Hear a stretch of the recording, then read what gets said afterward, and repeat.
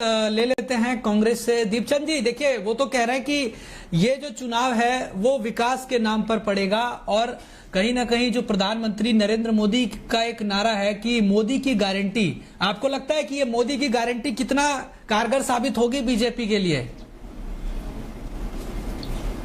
आदरणीय हिमांशु भाई, देखिए आज लोकतंत्र का दूसरे चरण का महापर्व है, लेकिन देश की जनता का कहना है कि अब मोदी के नाम पर वोट नहीं देंगे।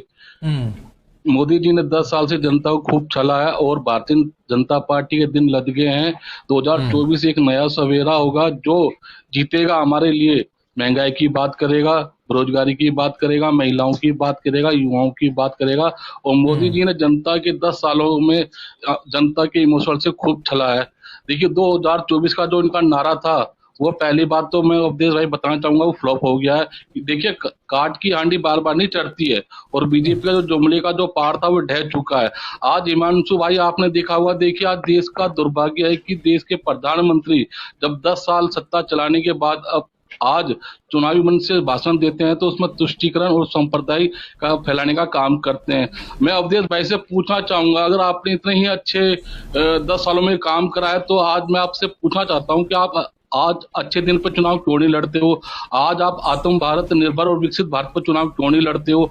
आज आप इंडिया क्यों नहीं, आज आप अपनी जो जगह थी उस पर चुनाव क्यों नहीं लड़ते हो? आपने कहा था हर 2 करोड़ युवाओं को नौकरी देंगे, आप उस पर चुनाव क्यों नहीं लड़ते हो? जो आप नोटबंदी लेकर आए थे इस देश के अंदर, आप उस पर चुनाव क्यों नहीं लड़ते हो? देखिए आप बताइए, इन सब बातों का जनता पूछना चाहती है। आपने जो वादे किए, आपने उन वादों से इतर होकर आज आप देश के प्रधानमंत्री मंगलसूत्र पर उतराए। आप बीजेपी का इतना नीचा स्तर गिर चुका है हिमांशु भाई कि अब ये मंगलसूत्र महिलाओं के मान सम्मान जो एक आभूषण होता है उसको लेकर आगे पॉलिटिक्स के अंदर आपने देखा होगा मैं कि पहले तो ये मुर्गा मछली की बात कर रहे थे, अरे फिर बोलते जी कांग्रेस के जो मैनिफेस्टो में है उसमें हिंदू मुसलमान लिखा हुआ है। अवधेश भाई पहले कांग्रेस का मैनिफेस्टो पढ़िएगा, कहीं भी हिंदू मुसलमान लिखा हो तो मैं आपको चैलेंज देता हूं।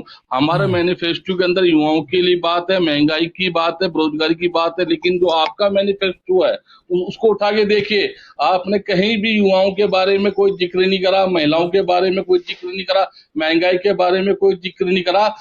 पिछले 10 सालों से बीजेपी ये बताने में असमर्थ है कि आपने कितनी नौकरियां दी और कितनी आगे दोगे। इनका जो घोषणा पत्र है उसमें कहीं भी नौकरी की बात नहीं है, नहीं उसमें युवाओं की बात नहीं है, नहीं महंगाई की बात नहीं है। जिस तरह ये हम तो ये कह रहे हैं कि अगर हमारी सरकार आएगी, हमने तो खुले मन से कहा और हमने बताया कि 30 लाख नौकरी हम देंगे, हर महिलाओं को हर महीने 8,500 रुपए और सालाना 1 लाख रुपए देंगे। अगर हमारी सरकार आती है तो MSP लीगल गारंटी हम देंगे। लेकिन ये लोग, भारतीय जनता पार्टी के लोग किसानों को खुशहाल नहीं देखना चाहते। ये चाहते हैं कि जिस तरह अग्निवीर योजना लेकर आए कि पिता तो कमाए और बेटा रिटायरमेंट हो जाए, ये इस तरह की योजना लेकर आना चाहते हैं। लेकिन सर, जिस तरीके से आपने सवाल खड़ा किया MSP को लेकर, या फिर अभी आपने गरीबों की बात करी कि आप हर साल 1 लाख रुपए देंगे महिलाओं को, लेकिन ये तो आपने पहले भी किया था 72,000 रुपए सालाना देने का 2019 में, लेकिन आप जनता ने आप पर विश्वास फिर भी नहीं किया। लेकिन फिर से मोदी सरकार आ गई 2019 में, आपको लग रहा है कि इस बार जनता कैसे विश्वास करेगी फिर? क्योंकि आपने इसका रोड मैप नहीं बताया कि आखिर ये 1 लाख रुपए आएगा कैसे। देखिए जी, हमारे नेता ने पहले ही घोषणा पत्र में स्पष्ट कर दिया, ये वो पैसा आएगा जिस तरह भारतीय जनता पार्टी ने जो 22 उद्योगपतियों का 16 लाख करोड़ रुपया जो उन्होंने माफ करा, अगर हमारे पास होता तो हम उसी पैसे को नरेगा के अंदर इस्तेमाल करते और 25 साल तक देश के युवा गरीब जो वहां के लोग हैं उनको रोजगार मिलता, पैसा वहां से आएगा।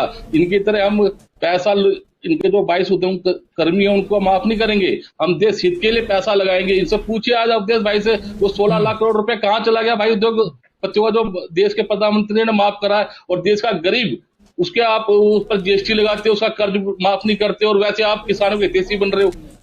ठीक है, जवाब ले लेता हूं मैं। अवधेश जी, आप पर जो आरोप लगा रहे